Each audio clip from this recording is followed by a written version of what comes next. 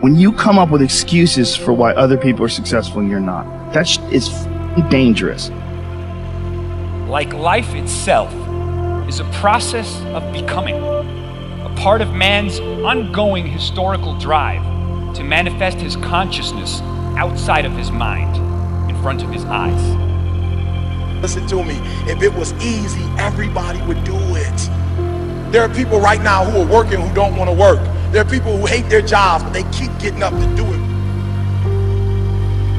As a matter of fact, you always make sure you take your annual average vaccine because you never, ever, ever want to catch the disease of average. You got to be totally committed. Everybody agree? You got to be completely uncertain. You want $1 million? You want $2 million? You want $5 million? How much money do you want? How much success do you want? How much notoriety do you want? You want a New York Times bestseller? Why can't you have everything? Oh, but I'm 65. So what? Man, Colonel Harlan Sanders made all his money after he was 65 years old. He wasted the first 64 years. I wish I could tell you 70% is enough, but it's not gonna happen. So I need you to understand something. You can have it if you want it, but the bigger the dream, the harder the grind. We didn't grow up with the sense that where we were was where we were going to be. You know, we grew up with the sense that where we were almost didn't matter because we were becoming something greater. Changing is not easy, but changing your life, changing habits, reinventing yourself, picking yourself up after life has knocked you flat on your back. I've got to say, when life knocked you down, try and land on your back, because if you can look up, you can get up. Well, I think the one thing that discipline definitely does help you with is it helps you get things done. And when you get things done, when you actually do things, you have more success. If you have more success, and sometimes a big part of success is just not being lazy and just doing it. Whenever things don't go to plan, whenever life throws us challenges and hardship, there's always a hidden blessing and always a strong lesson. If you want life to change, you got to change. If you want life to be better, you got to get better. It's the only way it happens. And luck will show up for people and it'll leave them. But if you're constantly improving who you are and what you give, game over. So that means you understand that at times you will feel pain. At times you will not be comfortable. At times you will mentally hurt. At times you will be physically exhausted. But it's those times that will catapult you to heights you never thought you would see. It's those times that will propel you to successes you never thought you could achieve. It's those times that will launch you into a stratosphere that only few ever reach. It's those times that will thrust you into an orbit that most will deem impossible. What I recognize now is that my choice to, in every way, in every example, in every experience, to do the right thing.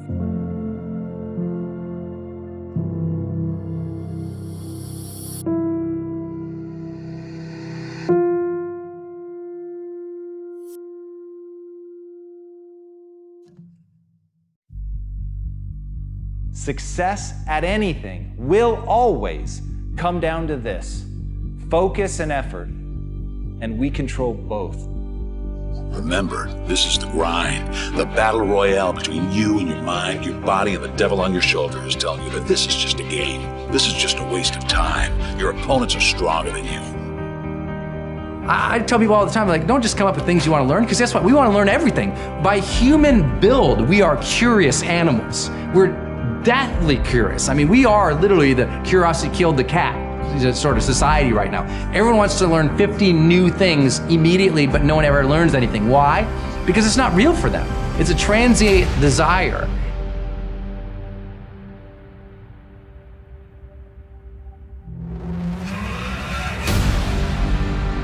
And that's it, that's the secret. If you really want to do something in your life, if you really want to be great, if you want to smash it, if you want to be remembered, the key is to acquire as many skills as you can, because everything that you bring into your world gives you an exponentially greater chance of winning, of doing the thing that you want to do, but you have to be totally focused and committed on gaining those skills. How much time do you have left? How much time do you have left? When you start thinking about that, we don't know. Most of us don't use the stuff that we have brought into the universe. Stop wasting valuable time. If you want something, you have got to be relentless.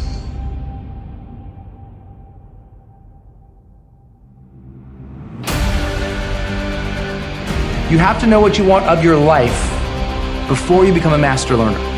Until I know what I want my life to be about, what I want to experience on a daily basis, what do I want my dreams to be, who I want to be, I don't know what to learn. I'm just going to be curious about things and I'll dabble in them.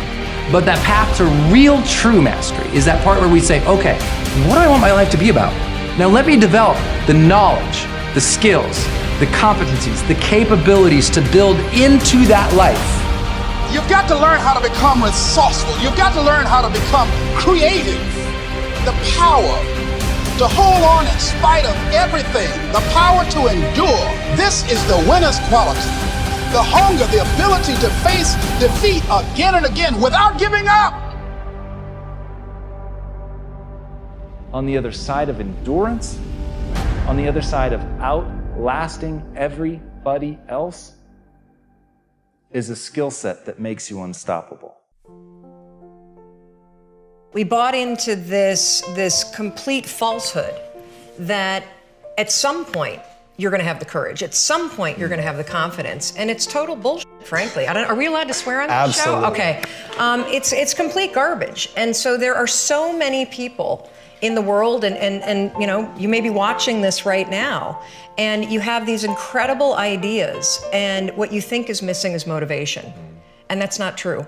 Because the way that our minds are wired, and the fact about human beings is that we are not designed to do things that are uncomfortable or scary or difficult. Our brains are designed to protect us from those things because our brains are trying to keep us alive. And in order to change, in order to build a business, in order to be the best parent, the best spouse, to do all those things that you know you want to do with your life, with your work, with your dreams, you're going to have to do things that are difficult, uncertain, or scary, which sets up this problem for all of us.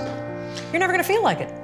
Motivation's garbage. You only feel motivated to do the things that are easy, right? Why do you think that is? Oh, I know exactly why that is. Because I've studied this so much, because for me, one of the hardest things to figure out was, why is it so hard to do the little things that would improve my life? And what I've come to realize, and what we'll talk a lot about today, is that the way that our minds are designed is our minds are designed to stop you at all costs from doing anything that might hurt you. And the way that this all happens is it all starts with something super subtle that none of us ever catch. And that is with this habit that all of us have that nobody's talking about. We all have a habit of hesitating. We have an idea, you're sitting in a meeting, you have this incredible idea, and instead of just, saying it, you stop and you hesitate. Now, what none of us realize is that when you hesitate, just that moment, that micro moment, that small hesitation, it sends a stress signal to your brain. It wakes your brain up, and your brain all of a sudden goes, oh, wait a minute, why is he hesitating? He didn't hesitate when he put on his killer spiky sneakers. He didn't hesitate with the really cool track pants. He didn't hesitate with the NASA t-shirt. Now he's hesitating to talk, something must be up. So then your brain goes to work to protect you. It has a million different ways to protect you. One of them is called the spotlight effect. It's a known phenomenon where your brain magnifies risk. Why? To pull you away from something that it perceives to be a problem. And so you can truly trace every single problem or complaint in your life to silence and hesitation. Those are decisions. And what I do, and what's changed my life, is waking up and realizing that motivation's garbage. I'm never gonna feel like doing the things that are tough or difficult or uncertain or scary or new. So I need to stop waiting until I feel like it. And number two, I am one decision away from a totally different marriage, a totally different life, a totally different job, a totally different income, a totally different relationship with my kids.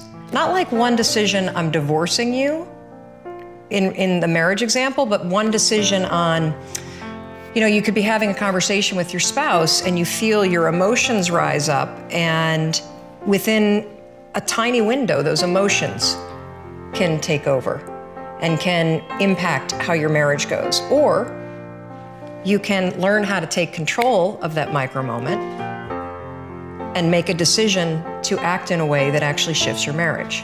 Your life comes down to your decisions, and if you change your decisions, you will change everything.